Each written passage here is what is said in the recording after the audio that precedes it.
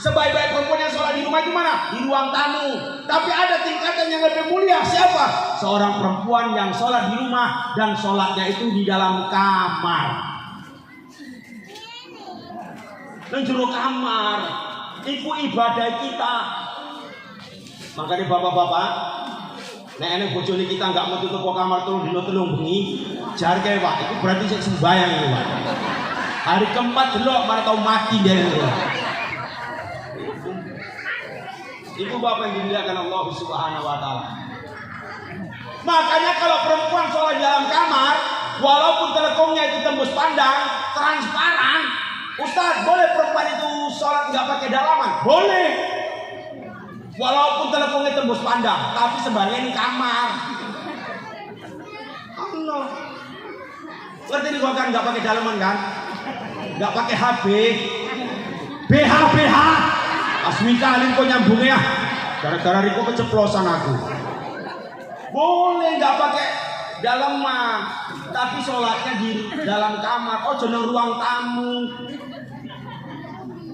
Begitu Riko sembahyang ruang tamu sembahyang juhur jam 1 awan panas meledak-meledak. Kan tondo-tondo itu Pak. Tondo-tondo nek kita daerah Medan, nek Riko kecopetan dompet. Berarti di Medan itu. Nek bendino udane berarti Riko sing Bandung. Wah, panas saya gobros koyo Ustaz iki. Itu berarti sing daerah Rio. Ibu bapak yang dimuliakan Allah Subhanahu wa taala. Di dalam kamar, ojo nang ruang tamu. Begitu Riko sembahyang zuhur jam 1 awan panas, kayak sembahyang pakai kipas. Riko nggak pakai daleman. Telekung Riko tembus pandang. Begitu ruku, kena kipas telekung mak blebuk. Lah Ustaz Sanyar ngetok pintunya undangan wirid. Kaget, oh, Maisi. Rupane beda kepatenan yang seneng ngomong. Nah ini Ibu. Maka perempuan itu cari nilai surganya di rumah. Turun tekan tema itu. Ibu bapak yang dimuliakan Allah. Kebetulan anak-anak ini juga belum dibagi. Secara kebetulan besok kami dengan anak saya berada di Kecamatan Silangkitang, Kabupaten Labuan Batu Selatan. Kemudian tanggal 27 masih berada di Labuan Batu Selatan. Tanggal 28 saya balik lagi ke Kabupaten Rokan Hilir. Tanggal 29 malah 3 jadwal saya, pagi, siang, dan malam. Kemudian tanggal 1 3 juga jadwal. Kalau tidak ada halangan sampai tanggal 9 Maret 2024 ada kurang lebih sekitar 67 tempat yang harus saya datangi untuk acara tausiah Isra Mi'raj. Maka Bapak dan Ibu yang dimuliakan Allah, walaupun dalam keadaan letih, bahkan tadi sempat Pak Arus dengan panitia kelimpungan gara-gara HP ku mati, padahal aku senang daerah bahkan Batu. Tapi alhamdulillah aku sehat tekan ini. Saya minta tolong doa Bapak dan Ibu warga masyarakat Bangunrejo, doakan saya supaya kembali pulih sehat sempurna. Saya memang terkena penyakit polio sejak kecil. Tahun 1975 lahir, 1977 saya terkena demam panas, akhirnya disuntik oleh seorang bidan mualaf bernama Ida Sumurangki. Kaki saya mengecil sebelah, saya divonis dokter cacat seumur hidup. Tapi tanggal 20 bulan 10 2022 saya pulang ceramah dari Labuan Batu Selatan. Saya teringat kata mama saya, "Oleh, iya mak, nek gue kepingin jadi ustad kondang sing terkenal loro penjualan mama." Apa itu mak? Sing pertama ojo jalur antar jemput. Sing kedua ojo pernah mikir ke masalah honor. Saya tidak boleh memikirkan honor. Saya hanya diperintahkan untuk menerima saja. Gak boleh ikut mikir. Apalagi mulai 2011 saya sudah terinfeksi, sudah terindikasi punya penyakit gula.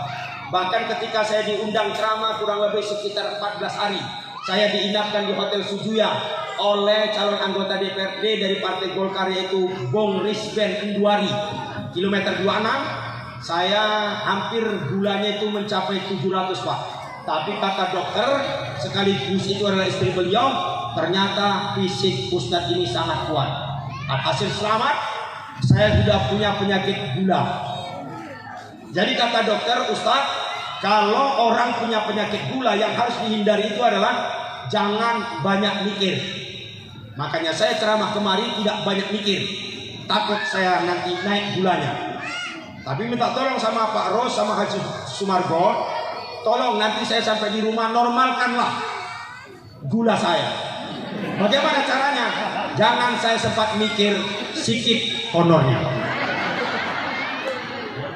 Ibu bapak yang dimuliakan Allah Subhanahu wa taala. Jadi tanggal 20 bulan 10 2022 saya pulang ceramah dari Labuan Batu Selatan, saya dapat musibah. Saya pulang naik kereta, kebetulan jatuh kereta saya, kaki saya yang cacat tidak bisa mencagak kalau orang Jawa ngomong, nggak bisa menopang, tertimpa lagi pahanya. Alhamdulillah Allah kasih lagi ujian, kaki saya patah. Sejak saat itu saya mempergunakan jasa mobil rental. Sekali berangkat itu saya harus bayar 600.000. Ini mohon maaf Pak Haji Sumargo, cuma nyeritakno. Menriko ngerti urutannya piro ngono. Ibu apa yang dimuliakan Allah. Hadirin wa hadirat. Itulah Bapak dan Ibu yang dimuliakan Allah Subhanahu wa taala. Jadi sejak kejadian itu kemana-mana saya rental mobil karena kebetulan saya belum punya mobil. Jadi pernah ditanya, Ustaz apa? Pernah yang mengalami hal-hal yang ya itu banyak.